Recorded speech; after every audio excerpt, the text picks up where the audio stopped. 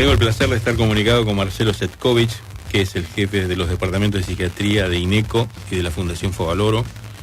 Si lo quieren ver, lo pueden encontrar en una charla TED que se llama La psiquiatría no es glamorosa, que realmente es muy buena y que todos los clínicos, cardiólogos como yo, y no especialistas en psiquiatría, deberíamos verla. Y para la gente común también, para darse cuenta de la magnitud que es tener un problema de salud mental. Marcelo, ¿cómo estás? ¿Qué tal, Jorge? ¿Cómo te va? Muchas gracias por la presentación. No, es real. Contame un poco, vamos por partes, para que la gente entienda. Hay una ley de salud mental. Esa ley se quiere modificar. Quiero que me expliques de entrada. Sí. Hay una ley, la ley 26.157, que fue sancionada en el año 2010, fue reglamentada posteriormente, y lo que está proponiendo el nuevo secretario de Salud Mental de esta gestión es una reglamentación nueva. Esa reglamentación, contrariamente a lo que algunos plantean, como la nota que vos mencionabas, bajo ningún punto de vista es un retroceso, ni tiene por objetivo ir en contra de los derechos humanos de las personas con trastornos mentales. Muy por el contrario, lo que hace es avanzar para que la cosa se ordene un poco. La ley tiene algunas deficiencias que tienen que ver con, por ejemplo, algo que la reglamentación trata de corregir, una definición muy difusa del sufrimiento psíquico, y la reglamentación lo que trata es de introducir una definición de padecimientos mentales más acordes a lo que se rige en el mundo. Por ejemplo, utilizar los criterios de la clasificación internacional de enfermedades. Eso es una primera gran cosa. La segunda otra cosa es que ordena cuestiones que tienen que ver con las incumbencias, ¿no? En la ley se habla mucho del tratamiento, del trabajo interdisciplinario, que todos consideramos que es muy importante, pero los trastornos mentales, sobre todo los trastornos mentales severos, tienen ciertas características que hacen en las cuales lo médico es muy importante. Marcelo, sí. Disculpa que interrumpa. Te quiero preguntar así de forma muy sencilla. La ley del año 2010 dice que hay que cerrar los hospitales psiquiátricos para el 2020, ¿no? Sí. ¿Eso está bien o está mal? ¿Qué opinas? ¿Qué es lo que vos pensás? Yo no estoy de acuerdo. Lo que hay que hacer con los hospitales es modernizarlos. La ley, bien intencionadamente, lo que propone es terminar con las hospitalizaciones prolongadas.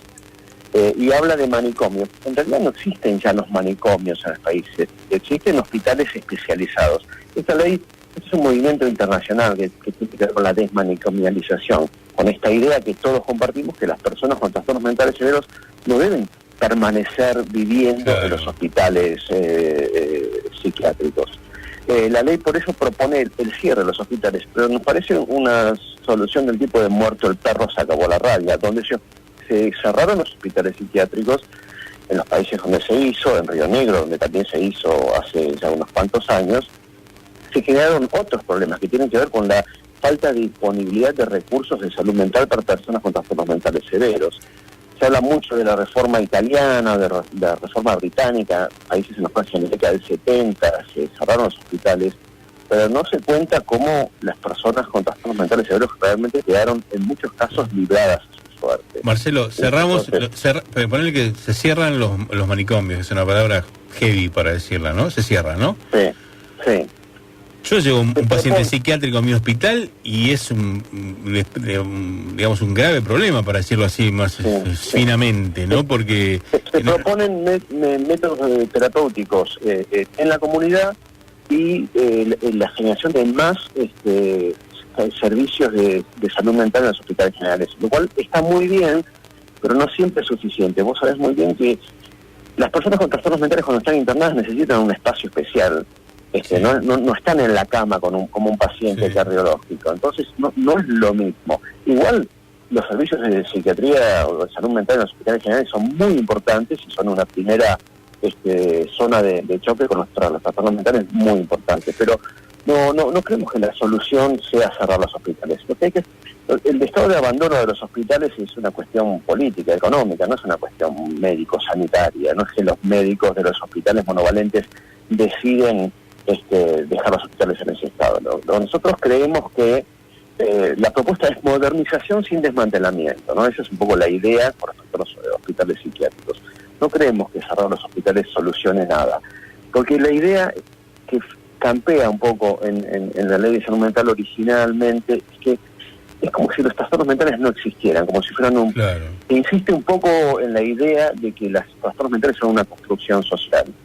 Y se devalúa el rol de lo biológico, y al devaluar el rol de lo biológico estás menoscabando la importancia de la medicina. Ahí vamos. La nota de página 2 se la hacen a una psicóloga, en el cual es como, da la sensación es que existe como una controversia, o no quiero usar la palabra enfrentamiento, pero es como que existiría un choque entre lo que es la postura más psicológica contra la postura más de psiquiatría biológica, ¿no? Sí.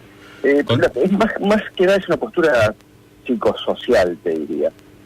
Sí, hay una discusión ideológica, y esta ley tiene bastante de eso, pero en realidad es una controversia que está perimida. El trabajo interdisciplinario es la norma en el mundo desarrollado, y en Argentina también, pero de alguna forma algunos cuestionan que o menoscaban el rol de los factores biológicos o los trastornos mentales, lo cual es un error, porque significa, sobre todo los trastornos mentales más severos, ignorar la biología, es la verdad no haber leído nada que tenga menos de 40 años de antigüedad. Aparte, con el avance en las neurociencias, me imagino que esto lo descarta un poco, ¿no? Por supuesto, las enfermedades mentales graves, la esquizofrenia, la psicosis, la depresión mayor, el trastorno bipolar, son enfermedades con una participación de factores biológicos muy determinantes. En algunos casos son enfermedades francamente genéticas, con lo cual que se siga cuestionando el rol de la biología es un pensamiento que atrasa, realmente eso es bien retrógrado, te diría, ¿no? ¿Y cómo es el encuadre legal del paciente? Por ejemplo, el paciente puede decir ¿cómo es el tema? ¿Puedo decir, puede decir darse el alta? ¿Cómo? Contame un poco de eso. Claro. La ley de salud mental genera un órgano de revisión, que es un grupo de abogados y un cuerpo de letrados que defienden el derecho del paciente de decidir el momento de su internación o de no aceptar una indicación de internación. Lo cual está muy bien que las personas puedan decidir sobre su salud cuando están en condiciones de hacerlo. Cuando vos le negas a una persona que está en un cuadro psicótico agudo la posibilidad de recibir la atención adecuada, porque la persona que está con un cuadro psicótico no va a elegir internarse, la estás en realidad poniendo en mayor riesgo, ¿sí? Porque un cuadro psicótico, un cuadro melancólico grave, entonces la idea de la reglamentación es que el cuerpo de letrados, el órgano de revisión sigue existiendo, pero que no sea designado que sea designado por el Ministerio de Salud, y que sean personas con entrenamiento en salud mental, no como ahora, que son en muchos casos abogados que no tienen conocimiento. Sí.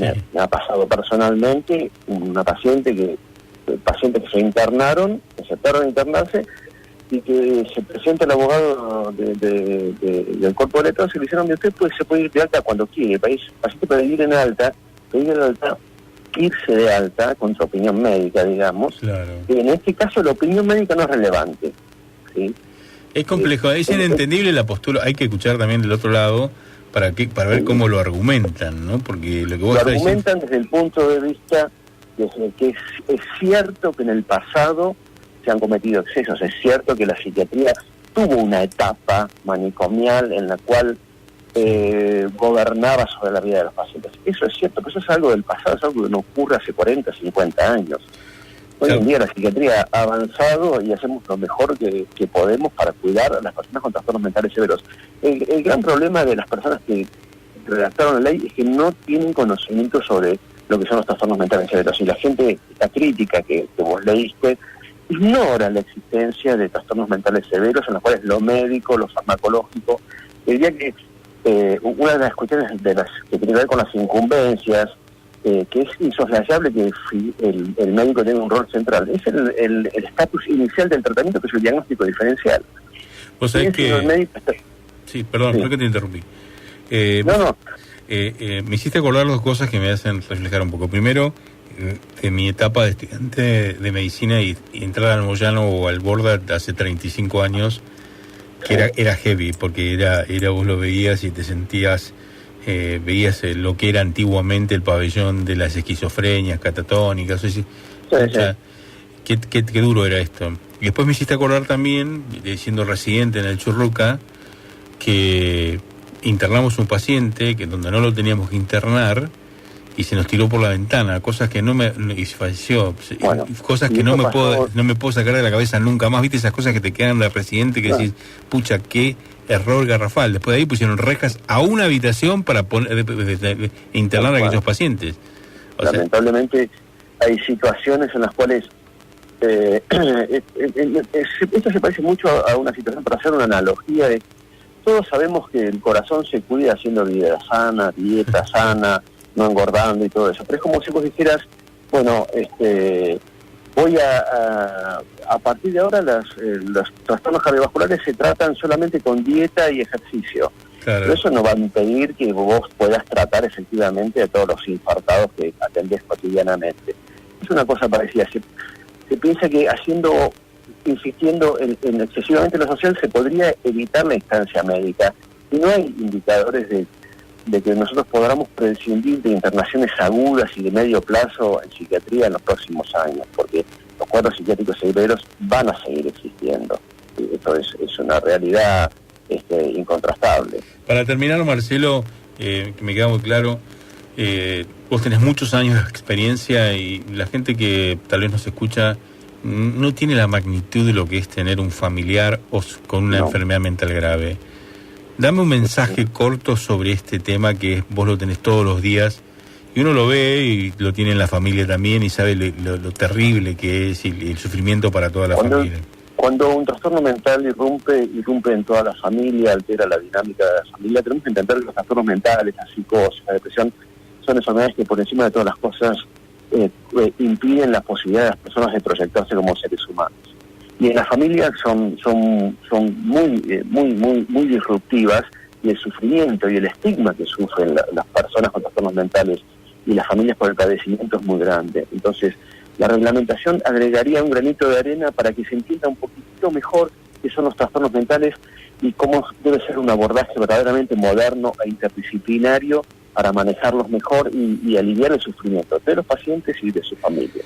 Marcelo, como siempre, un placer escucharte, muchísimas gracias, y espero que se resuelva, porque son cosas en las cuales el Parlamento, yo hablaba recién también de la ley de VIH y hepatitis y muchas cosas que se incluyen dentro de un marco legislativo que es muy importante, que se resuelva para bien y que se escuchen todas las voces. Gracias, Marcelo, un gran abrazo. Muchísimas gracias a vos, Jorge, un abrazo.